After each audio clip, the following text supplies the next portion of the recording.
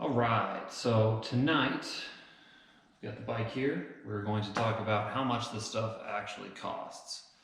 We're going to try to give you the real breakdowns of everything we did in the build, the various kits we did, the mods we did, the levers, the engine, the exhaust, the hoses, really just everything to get the bike where it is now. So we're going to go through all that stuff and hopefully you find it kind of informative. So I've got it all on my phone, so I'm starting my phone. So the dirt bike itself, it was $9,075. So that was for the 2020 CRF that we bought brand new from a dealership here in Phoenix. And that's how much it was. So the Walsh kit that we bought first was $988. And I'm going to go through these pretty quick. I'll put up something at the end to show you all the costs, so if you're interested in doing it yourself, go for it. The JB kit was $1,142. That did include the fan switch, which was an optional extra, just so you know, and a little pigtail for that. That was the one that came with the intake, and there's a previous video on that too. The DASA head pipe and exhaust packing was $181. The tank to have Walsh weld it, which you probably saw in one of the things, was $109. So they cut us a pretty good deal on there, so shout out to Walsh. Shipping, overnighting it, this is the expensive part, was $183. That was overnighting the tank to Walsh, overnighting it back, shipping in the intake from 161 Designs. Which brings us to the 161 Designs intake, which was $215. The ECU from TDR Motorsports, including shipping, was $165 for the reflash there. Previous video on that too. The coolant hoses were $22. That was a different hose that we tried. This one is actually the one that came in the JB kit, but we had purchased a Napa hose as well. There were some random bolts that were $15, so that was part of the Walsh kit thing. And then the fun stuff, we sold a couple of things. So we sold the Walsh conversion kit for $700, so we did take a almost $200 loss on that, but still got $700 back. We sold the old dirt bike for $4,000, just the frame, chassis, everything like that, to a guy who's going to do a CR500 build.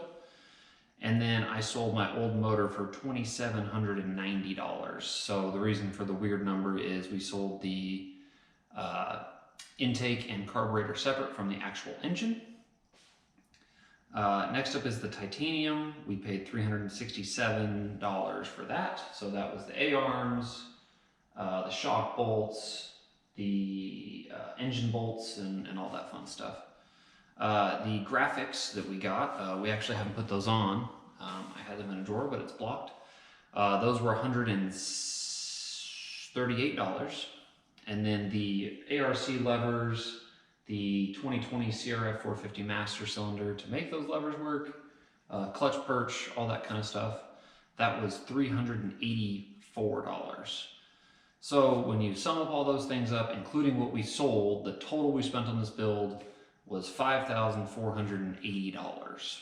So $5,400 for basically a new engine and all the levers, supporting pieces, and some fun along the way. So we could have done a little bit cheaper if we really wanted to.